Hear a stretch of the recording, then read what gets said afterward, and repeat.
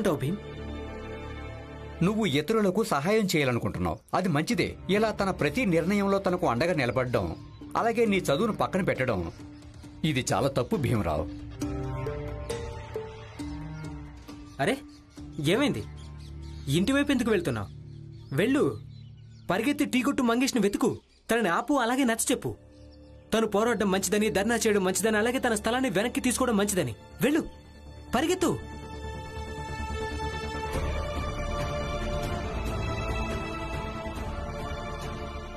ఏమైంది భీమ్?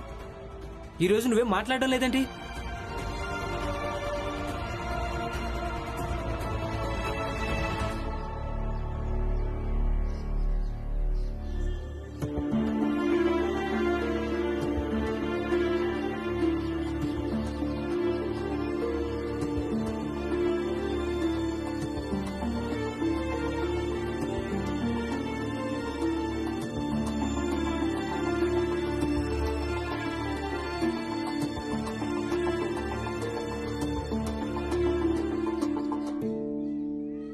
మీరంతా అమాయకులు.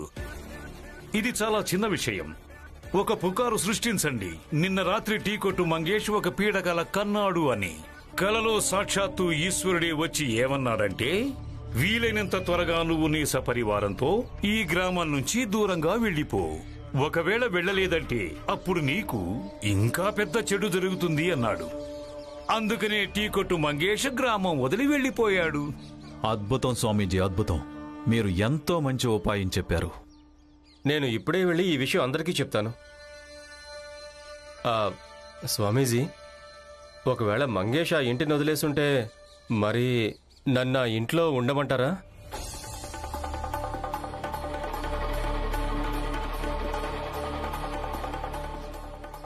వెళ్ళు, అలాగే వెళ్ళు.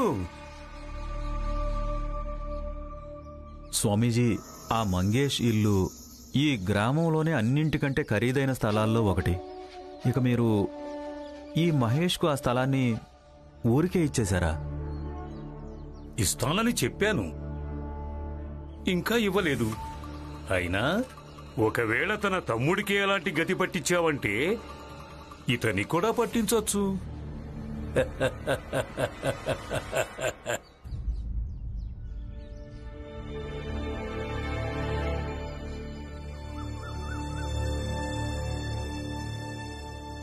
వంట వండడం లేదా? పిన్నిగారు వచ్చారు, ఆవిడ మనిద్దరిని భోజనానికి రమ్మంది. నాకు కూడా చెప్పారు, కానీ మనం వెళ్ళడం లేదు. ఎందుకు? ఎందుకంటే ఆ చిన్న జాతి వాళ్ళతో మనం తినే తాగే సంబంధాలు పెట్టుకోకూడదు, అందుకే. నేను వెళ్తాను. అలాగే మీరు కూడా రావడం మంచిది. మీరు మర్చిపోయారా? ఇదే చిన్న జాతి వాళ్లే మనల్ని ఆదరించారు, ఆశ్రయం ఇచ్చారు. అయినా మీరు ఇది కూడా మర్చిపోయారా? నిన్నటి వరకు మనం దొంగతనాలు చేస్తూ తిరిగేవాళ్ళం. ఇక ఈరోజు వీళ్ళ మూలంగానే మనం 2 రాళ్లు సంపాదించుకుంటున్నాం, అలాగే గౌరవంగా తింటున్నాం. దొంగతనం చేయడం మన నిస్సహాయత. ఒకవేళ ఆశ్రయం ఇవ్వకపోయింటే మనమేం చచ్చిపోయేవాళ్ళం కాదు. చచ్చేవాళ్ళం కాదు, కానీ తిరుగుతూనే ఉండేవాళ్ళం. అయినా దొంగతనం చేసే నిస్సహాయత అలాగే ఉండేది కదా. నువ్వు చాలా ఎక్కువగా మాట్లాడడం మొదలు పెట్టావు. వెళ్ళడం లేదని నేను చెప్పాను కదా, అంటే వెళ్ళడం లేదు. అయితే నాతో పాటు మీరు పదండి. అలాగే మీరు వాళ్ళతో కలిసి ఎందుకు భోజనం చేయాలనుకోవడం లేదో చెప్పండి. అలాగే ఇది కూడా నచ్చ చెప్పండి, మీకు వాళ్ళతో కలిసి పని చేయాలనుందని, అవసరం వచ్చినప్పుడల్లా వాళ్ళ సహాయం కూడా కావాలని. కానీ పెద్ద జాతి అనే భ్రమ తొలగిపోదని. పెద్దమ్మొచ్చింది.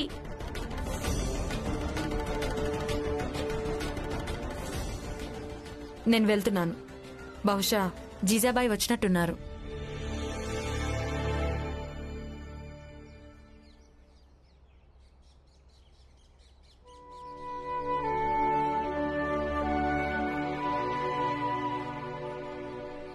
రా జీజాబాయి, నీకు స్వాగతం.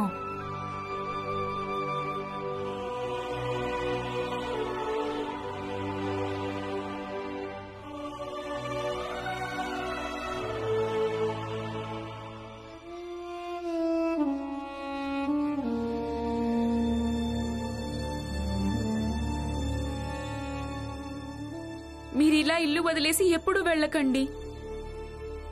కోపం వచ్చినప్పుడు కోపంగానే ఉండండి, కానీ కలిసే ఉండండి. కలిసి ఉంటూ ఉంటే కలిసి ఉండటం అలవాటైపోతుంది. ఆ తర్వాత ఎవరైనా వెళ్ళిపోతే అంతా బోసిపోయినట్టుగా ఉంటుంది. అవును పిన్ని, ఇక మీరెప్పటికీ వెళ్ళకండి. అవును, వెళ్ళకండి. ఎవరు కట్టేశారు నిన్ను? అడుగుతుంది నిన్నే, చెప్పు. నానా నానా నానా బాలానే రాణి గారిని తీసుకుని పారిపోయాడు. ఏంటి?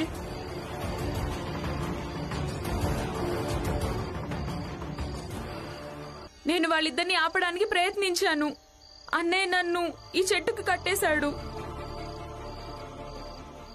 భీమ్ నిన్నే అడుగుతుంది. బాలారాణి వాళ్ళిద్దరిని నువ్వేమన్నా చూసావా?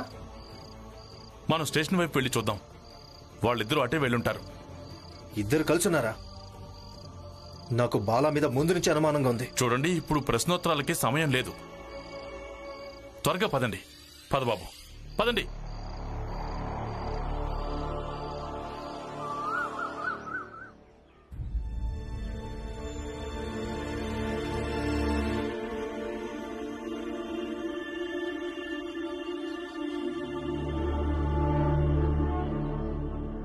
నేను ఎవరికి మొహం చూపించుకోకుండా అయిపోయాను. మీ కొడుకు పెద్ద సంస్కారాన్ని చెప్పేవాళ్ళు కదా, కానీ తమరి అదే సంస్కారి కొడుకు ఒక పెళ్ళైన ఆడదాన్ని తీసుకొని పారిపోయాడు. ఇక ఎవరు పెద్ద కొడుకు అలాంటి వాడో ఇక మిగతా పిల్లలు తల్లిదండ్రుల నుంచి ఇంకేం ఆశిస్తారు? చూడండి, మీరెలా మాట్లాడకండి. బాలా అన్నయ్య తప్పు చేశాడు, కానీ మేమంతా కలిసి మీ భార్యను వెతుకుతానన్నాం కదా. వెతుకుతున్నారు, కానీ ఎక్కడ దొరికింది చెప్పు. చూడండి, మీరేం ఆందోళన పడకండి. అలాగే ఎవరి మీద నిందలేయకండి. మనందరం కలిసి వాళ్ళను వెతికితే ఇద్దరూ దొరుకుతారు. వాళ్ళిద్దరు ఎప్పటి వరకు దొరుకుతారో ఏమో. ఇక ఇప్పటి వరకు ఈ విషయం గ్రామం మొత్తం పాకిపోయి ఉంటుంది. మీరు ఎవరెవరికని సమాధానం చెప్తారు? చూడండి సందేశ్ గారు, నేను చాలా సిగ్గుపడుతున్నాను. మీరు నన్ను నమ్మండి. మేము ఎలాగైనా మీ భార్యని ఖచ్చితంగా వెతికి తీసుకొస్తాం. అయితే మీరు నాతో పాటు పదండి. ఎవరెవరు ప్రశ్నలు అడుగుతారో వాళ్ళకు సమాధానం చెప్పండి. మీ పెంపకమే అలా ఏడ్చిందని, మీరే అలాంటి కుసంస్కారి కొడుకుని కన్నారని, పెంచి పెద్ద చేశారని. చూడండి, మర్యాదగా మాట్లాడండి. మీరు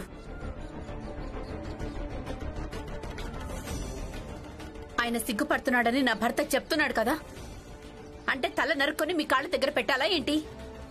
ఇక్కడి నుంచి వెళ్ళండి, వెతుక్కోండి. ఒకవేళ దొరక్కుంటే వాద్యం వేసుకోండి, అంతేకాని మాతో గొడవ పెట్టుకోకండి ఇలాగా. అయినా నాకేమనిపిస్తోందంటే మీ భార్యే మా బాలను లేపుకెళ్ళిపోయి ఉంటుందేమోనని.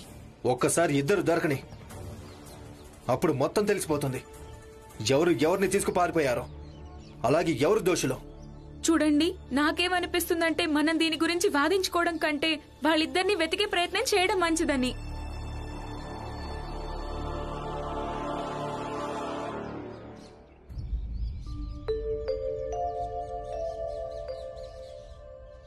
ఇక్కడే ఆగుదాం.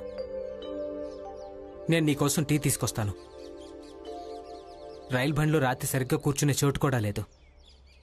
నువ్వు అలసిపోయి ఉంటావు. నేను టీ తీసుకొస్తాను. సరే బాలా.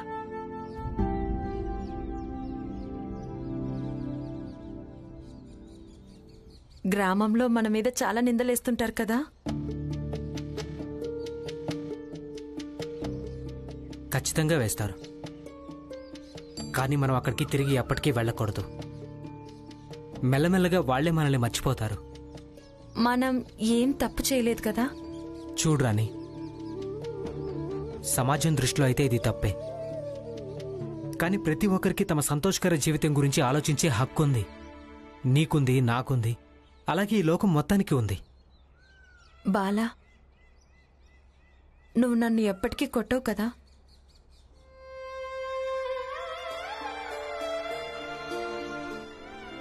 అలా ఎప్పటికీ జరగదు.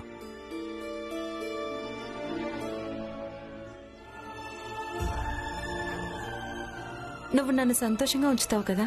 మాటిస్తున్నాను. నాతో వచ్చినందుకు నువ్వు ఎప్పటికీ బాధపడవు.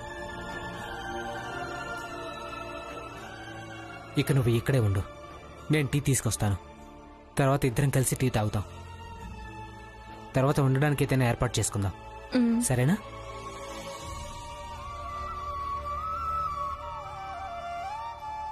సందేశ్ బేడీల నుంచి తప్పించుకున్నాను. ఇప్పుడు కొట్టు నన్ను. ఎంతగా చెప్పాను మంచిగా ఉండమని, ప్రేమిస్తే ప్రేమగా ఉండమని. చూడు, నేను నిన్ను వదిలేసి వచ్చేశాను. ఇప్పుడెవరిని కొడతావు? కొట్టు.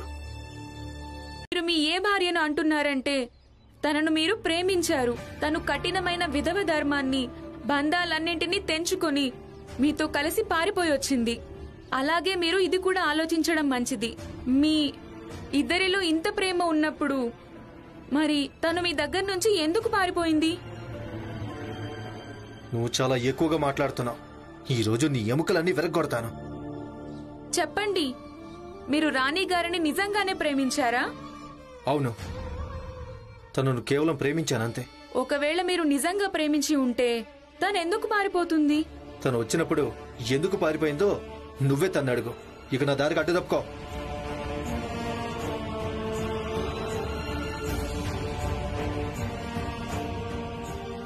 ఎవరైనా నిజంగా ప్రేమిస్తుంటే పారిపోలేరు.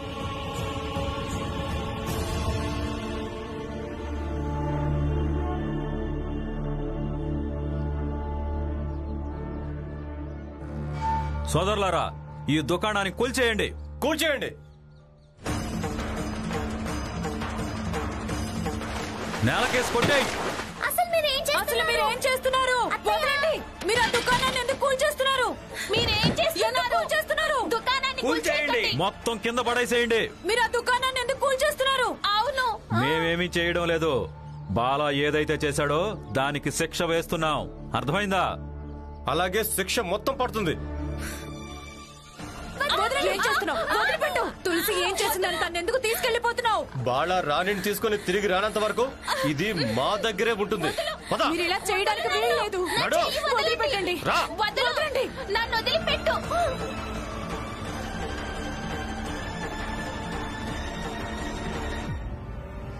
వదిలిపెట్టండి. వదిలేసి. ఆగండి. వదిలిపెట్టు.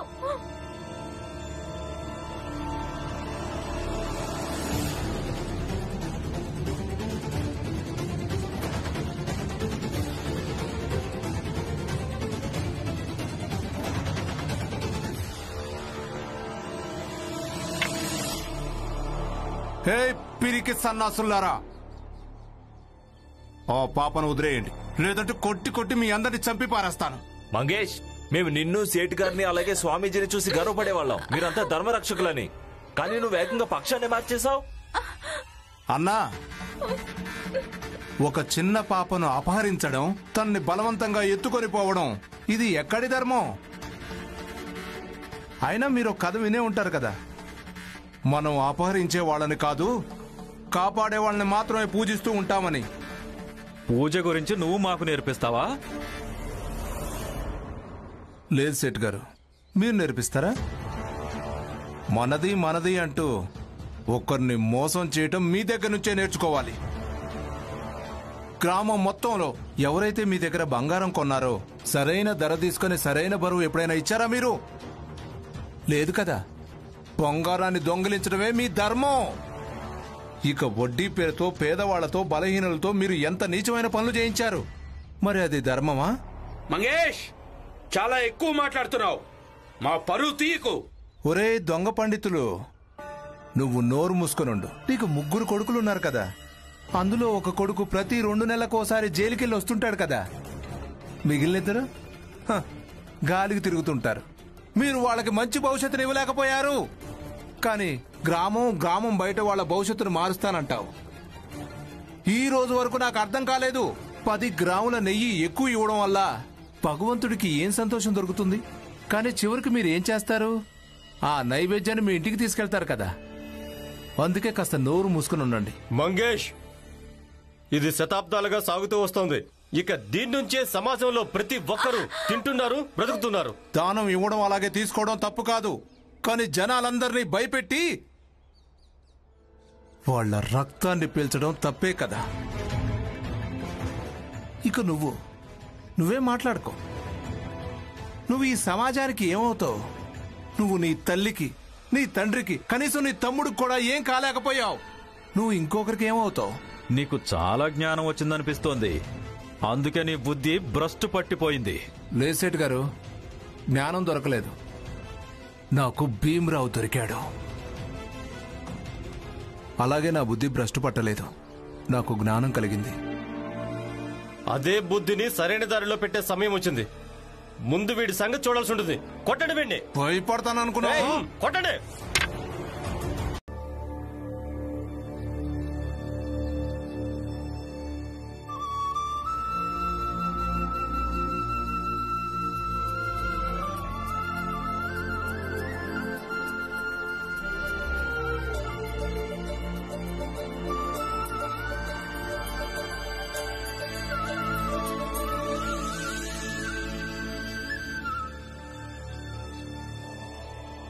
బాబు భీమ్, నువ్వు ఈ రోజు ఏం చేశావో నీకు తెలీదు బాబు. నేను కల్లో కూడా ఊహించలేదు ఈ విధంగా భీమ్ ఒక పెద్ద జాతి వ్యక్తిని ఇలా చెయ్యి పట్టుకుని తను మా ఇంటిలోకి తీసుకొస్తాడని, అలాగే ఆ వ్యక్తి సంతోషంగా మా మధ్యలోకి వచ్చి టీ తాగడానికి సిద్ధపడతాడని.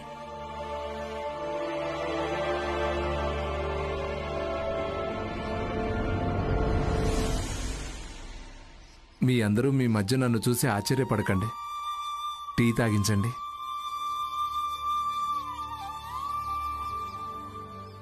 జీజాబాయ్, కాస్తంత టీ.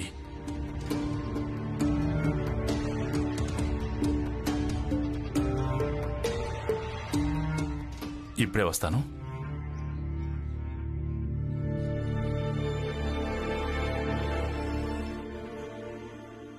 నేను అర్థం చేసుకోగలను.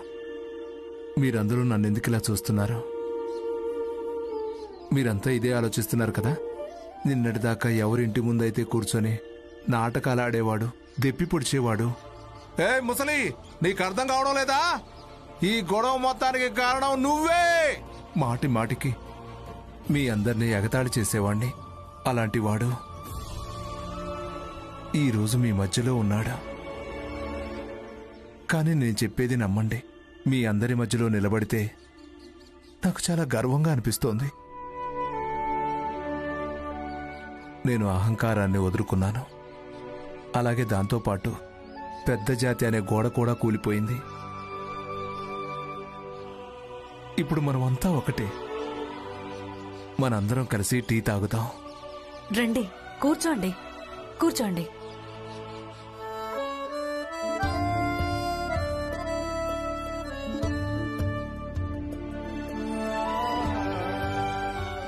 ఇదంతా సాధ్యమైందంటే దానికి కారణం భీమ్రావే.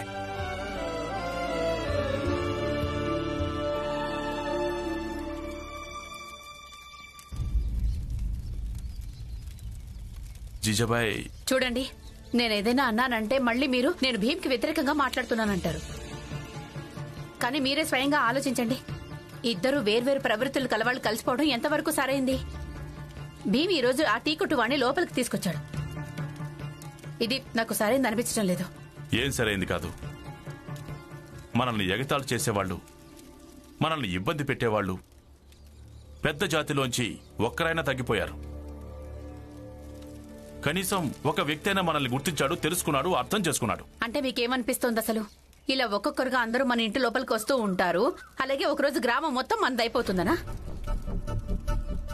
అలా ఎప్పటికీ జరగదు. రాణి అలాగే తన భర్తను ఇంటి లోపలికి తీసుకొచ్చారు కదా, ఫలితం ఏమైందో బాగా చూశారు కదా మీరు. దీనికంటే మంచిదేంటంటే తన స్థానంలో తను ఉండడం, మన స్థానంలో మనం ఉండడం. చూడు జీజాబాయ్, నువ్వు పెద్ద ఫలితం గురించి ఆలోచించడం లేదు.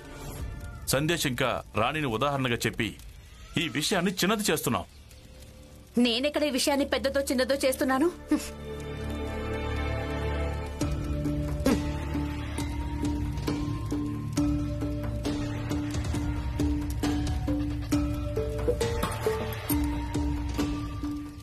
ఇదిగోండి, చాయ్ పోసి పెట్టాను, తీసుకెళ్ళండి.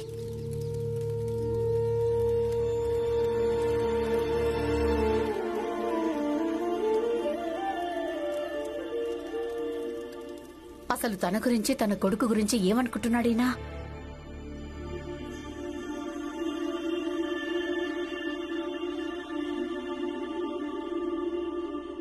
ఇదిగోండి మావయ్య, మా ఇంటి టీ తాగండి.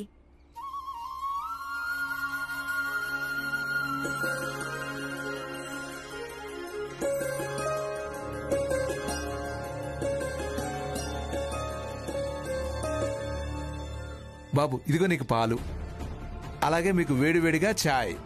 నా ఛాయ్ తాగారంటే మీ అందరి ఆత్మ తృప్తి పడుతుంది. పాలు ఇంకా ఛాయ్కి 2 రూపాయలు. మీరు 2 రూపాయలు ఏ లెక్కలో అడుగుతున్నారు? దాంతోపాటు గిన్నెలు కూడా ఉన్నాయి కదా. కానీ ముంతలు ఛాయ్తో పాటిస్తారు కదా. ముంతల గురించి మాట్లాడడం లేదు, మరి నేను ఇత్తడి గ్లాస్ గురించి మాట్లాడుతున్నాను. దాంతో నీ కొడుకు తాగాడు, పారేయాల్సి ఉంటుంది. ఇప్పుడు తండ్రిగా మారి తన కొడుకు విషయంలో ఏ న్యాయం చేస్తాడో, ఎలాంటి న్యాయం చేస్తాడో, ఎంత న్యాయం చేస్తాడో. స్వామీజీ, న్యాయం పేరున ఇప్పుడు మిలిటరీ వాడింట్లో ఏం రాద్ధాంతం జరుగుతుందో దాన్ని మాత్రం చూసి తీరాల్సిందే. చాలా బాగుంటుంది స్వామీజీ. పదండి పదండి పదండి. నన్ను వదలండి నాన్న. నాన్న నాన్న బాలా, నాన్న బాలా! ఎవరు ముందుకు రాకూడదు, ఎవ్వరు ముందుకు రావడానికి వీల్లేదు. బాలా, సిగ్గులేనిదానా! ఆగండి. ఇక మీరు తనకి దూరంగానే ఉండండి. బాలా, రాణి భర్తకు క్షమాపణ చెప్పు. ఎవరెవరి నమ్మకాన్ని వమ్ము చేశావో వాళ్ళందరికీ క్షమాపణ చెప్పు.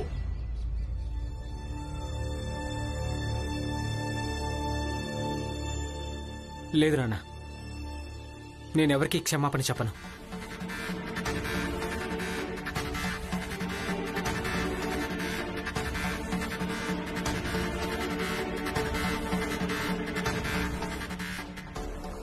రామ్జీ, అన్నయ్య, నాన్న! బాలా క్షమాపణ చెప్పు, లేదంటే ఇదే కర్రతో నీ చర్మం వలిచేస్తాననుకున్నావా? లేదు నాన్న, నేను క్షమాపణ చెప్పను. నిజానికి నేను మళ్ళీ వెళ్ళిపోతాను. ఎందుకంటే నేను రాణిని ప్రేమిస్తున్నాను.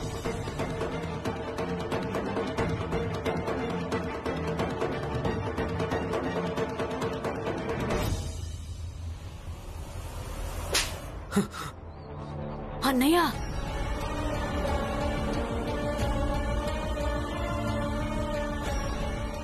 మీరు చెంపదెబ్బ కొట్టినంత మాత్రం నేను ప్రేమించడం మాను.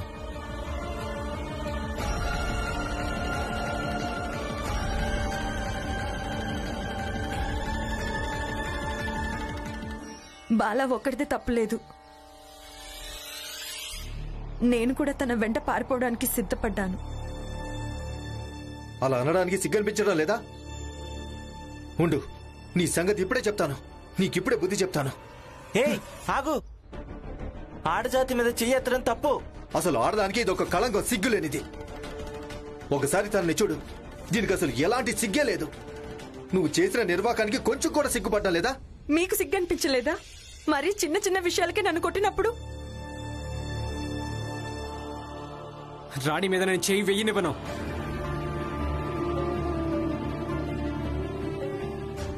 నాన్న, కావాలంటే మీరు నా ప్రాణాలు తీసేయండి. ఒకవేళ నేను బతుకుంటే నేను రాణితో కలిసి వెళ్ళిపోతాను. అలాగే నేను మీ అందరికీ దూరంగా వెళ్ళిపోయినంత వరకు పారిపోతూనే ఉంటాను. బాలా,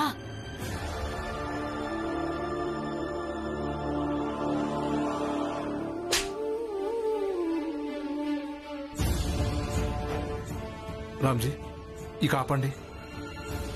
బాలా, నువ్వు కొంచెం నోరు మూసుకో. ఈ విషయం గురించి ప్రశాంతంగా మాట్లాడదాం. మీకు కనిపించడం లేదా? అందరూ రాద్ధాంతం చూడటం కోసం గుమ్ముగూడారు, నక్కల్లాగా నిలబడ్డారు. వాళ్ళకు ఒక్క అవకాశం దొరికిందంటే చాలు. వాళ్ళకప్పుడు పరువు, గౌరవం ఏ విషయం దొరికినా సరే వాళ్ళు దాన్ని వదిలిపెట్టరు. అసలు ఎంత పరువు మిగిలిందని ఏమంటారు సేటు గారు? మీరన్నది అక్షరాల నిజమే పండితులు గారు. పరువు అవమానం అంటే ఏంటో వీళ్ళందరికేం తెలుసు. అటు చూడండి, బాలను తన తండ్రికే ఎలా సవాలు విసురుతున్నాడో. అదే నా కొడుకయ్యుంటేనా నేను వాడి కాళ్ళు నరికేసుండేవాణ్ణి. సరే సేట్ గారు, మీరు మీ కొడుకు విషయం ఏం చేస్తారో అది మా అందరికీ ఉదాహరణ కాదు. సేటు గారు, గ్రామం మొత్తానికి తెలుసు మీరు మీ కొడుకు విషయంలో ఏం చేశారో. మీరు మర్చిపోయారా ఏంటి? మీరు బతికుండగానే మీ కొడుక్కి దహన సంస్కారం చేశారు. మీరు నోరు మూసుకొని ఉండండి. నువ్వు నోరు మూసుకోరా ఓసర వెళ్ళి దళాన్ని మార్చావు కదరా. న్యాయానికి సహకరిస్తున్నాను సేటు గారు. నాన్న, బాలా అన్నయ్య, ఇక మీరిద్దరూ లోపలికి రండి.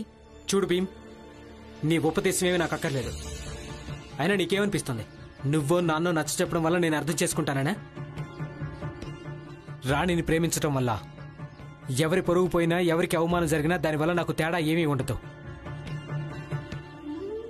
నాకు తెలిసిందల్లా కేవలం ఒకటే, నేను రాణిని ప్రేమిస్తున్నాను, అలాగే తన్ని పెళ్లి చేసుకుంటాను. మీరు ఏం చేసుకుంటారో చేసుకోండి.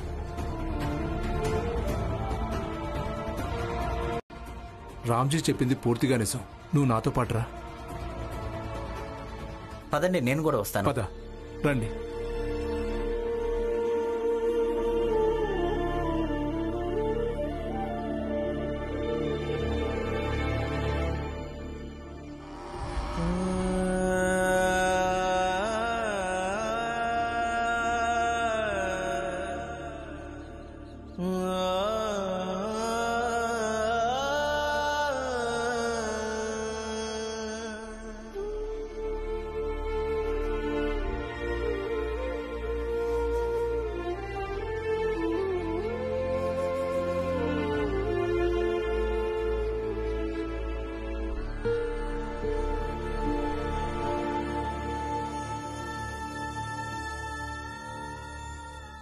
బాలా, క్షమాపణ చెప్పు, లేదంటే ఇదే కర్రతో నీ చర్మం వలిచేస్తానేమనుకున్నావా? నేను క్షమాపణ చెప్పను. నిజానికి నేను మళ్ళీ వెళ్ళిపోతాను.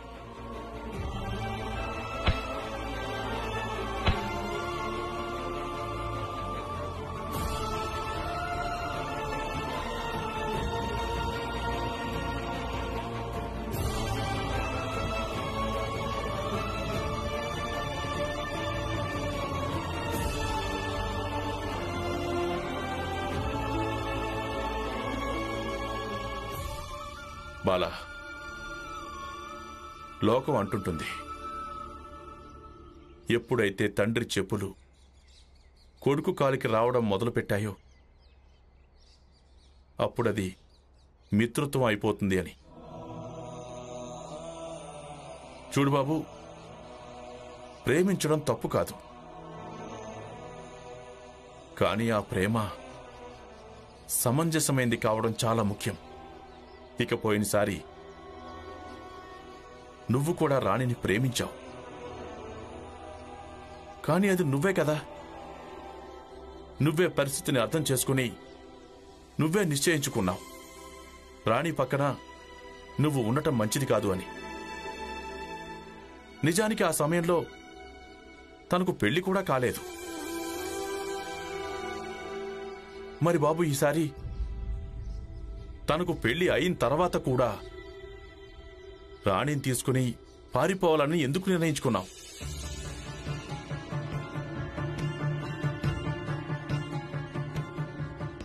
చూడు బాలా, నువ్వు ఆవేశపరుడివి, వెంటనే నిర్ణయాలు తీసుకుంటావు. కానీ బాబు, ఈ రోజు వరకు ఇలా జరగలేదు. ఏంటంటే నీ నాన్నది, అలాగే మన ఇంటి గౌరవం మట్టిపాలు కాలేదు.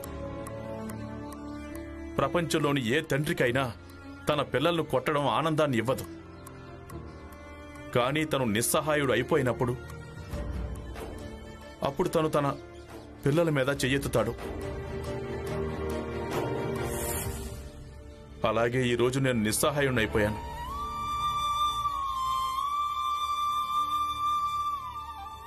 కానీ నాకు మాత్రం నమ్మకం ఉంది, నువ్వు నా నిస్సహాయతను అర్థం చేసుకుంటావని. నాకున్న ప్రేమని గౌరవిస్తావని.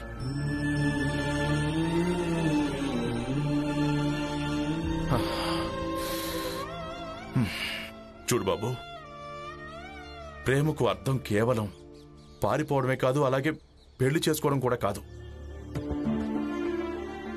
పైగా అది కూడా ఒకరి సంసారాన్ని కూల్చేసి. అది మంచిది కాదు. ఒకవేళ నువ్వు నిజంగానే రాణిని ప్రేమిస్తున్నావనుకో, అలాగే రాణి భర్త తనని తిడతాడని కొడతాడని నీకు తెలిసినప్పుడు నువ్వు చేయాల్సిన మొదటి పని ఏంటంటే రాణి భర్తకు నచ్చ చెప్పడం. కానీ రాణిని తీసుకుని పారిపోవడం కాదు.